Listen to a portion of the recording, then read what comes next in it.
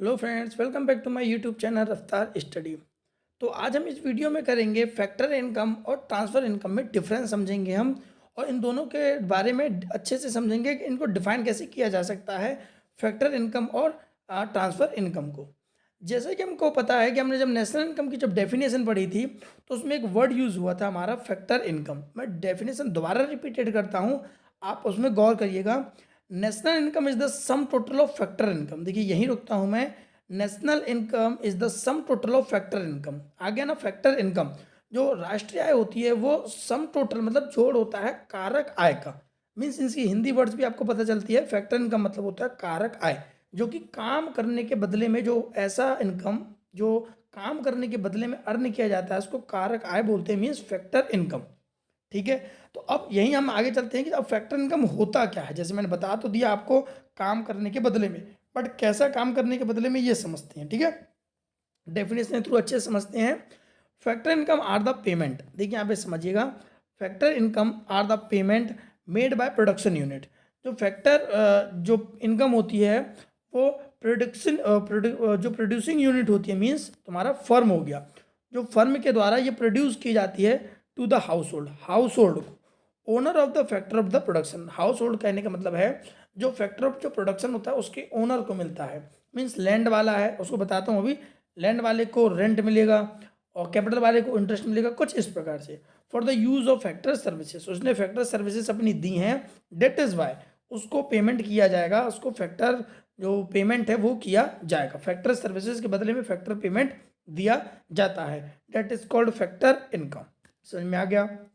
आगे चलते हैं। फैक्टर इनकम और factor payment are broad classified as under. अब देखिए जो फैक्टर इनकम है उसको क्लासिफाई किया गया है। देखिए कैसे क्लासिफाई किया गया है। कंपनसेशन ऑफ एम्प्लॉय, एम्प्लॉयज को कंपनसेशन देना, कैसे समझिएगा।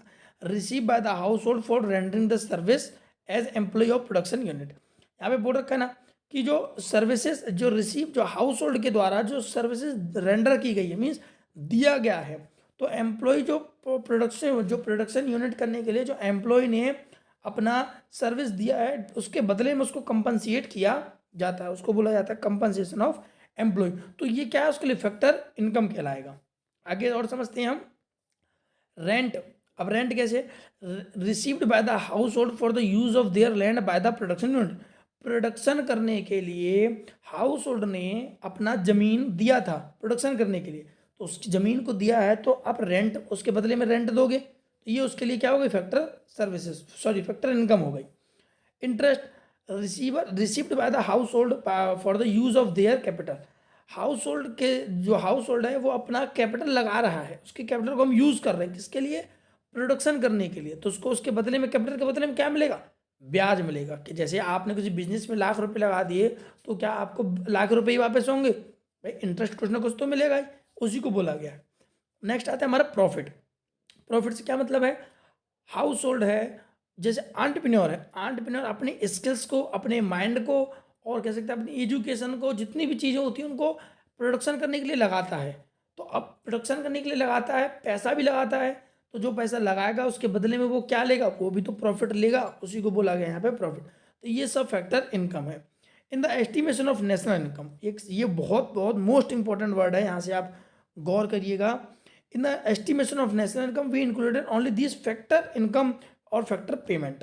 यहाँ पे एक वर्ड यूज़ किया गया है कि नेशनल इनकम निकालते टाइम हम सिर्फ और सिर्फ फैक्टर इनकम को ही इंक्लूड करते हैं, not a factor services.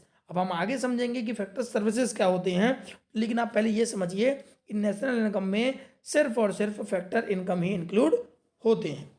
Okay. आगे factor income, factor income are different from the transfer income. जो फैक्टर इनकम होता है वो ट्रांसफर इनकम से कैसे डिफरेंट होता है, और ट्रांसफर इनकम होता क्या है वो भी मैं इसी जो लाइन लिखी हुई है इन्हीं में मैं बता दूंगा आपको। ठीक है, तो आप बेसिकली आपको ये तो समझ में आ गया कि जो हमारा फैक्टर जो इनकम होता है वो क्या होता है। तो देखिए अब समझते हैं हम तुम्हारे ट्रांसफर इनकम को। तो इसे समझते हैं, it may be noted that, इसमें नोट करने की आवश्यकता है, factor income are different from transfer income, कि जो फैक्टर इनकम होता है वो डिफरेंट होता है ट्रांसफर इनकम से। ये बात तो समझ में आ गई। अब ट्रांसफर इनकम होता क्या है, यहाँ से आपकी डेफिनेशन दे रखी है, आप यहाँ से ले सकते हैं definition. Transfer income are those income which are receive by a person. दोबारा बोलता हूँ, transfer income are those income which are received by a person as a help, donation, charity, etc. यहाँ तक आपकी डेफिनेशन बन जाती है किसकी, ट्रांसफर इनकम की। ट्रांसफर इनकम को हिंदी में बोला जाता है हस्तांतरित आय। तो ट्रांसफर इनकम एक ऐसा इनकम है जो कि एक व्यक्ति द्वारा उसको प्राप्त किया जाता है, कैसे, मदद के रूप में, डोनेशन, दान के, या फिर अनुदान, या फिर चैरिटी बोल सकते हैं, चैरिटी में मतलब भी होता है दान। तो दान के रूप में मतलब बिना काम किए जो पैसा मिल जाता है, that is called transfer income सीधी भाषा में। Whereas factor income are those income which is received by the factor of production. मैंने बताया फैक्टर ऑफ प्रोडक्शन के बदले में जो मिलता है rendering by factor services. Factor services आप दोगे तो फैक्टर ऑफ प्रोडक्शन को जो पैसा मिलेगा वो फैक्टर इनकम कहलाता है।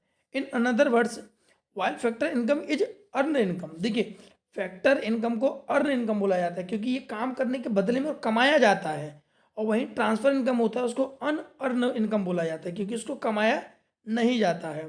Since transfer income are not earn as reward of rendering factor services. Transfer income को जो ट्रीट की नहीं किया जाता कैसे, रेंडरिंग सर्विसेज की तरफ से, क्योंकि इसमें कुछ सर्विस दी नहीं जाती है। That is why the most important line here, these are not included in estimation of national income. While we are calculating of national income, only factor factor income are included, not included in transfer income, because transfer income is unearned income। ठीक है, जो transfer income होती है हस्तांतरित आय होती है जो कि कमाई नहीं गई होती है, इसलिए उसको राष्ट्रीय आय में जोड़ा नहीं जाता है। सिर्फ कारक आय ही होती हैं जिनको राष्ट्रीय आय में जोड़ा जाता है। तो होप सो आपको ये वीडियो क्लियर होगी।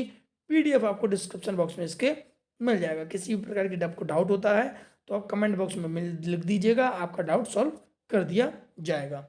Thank you.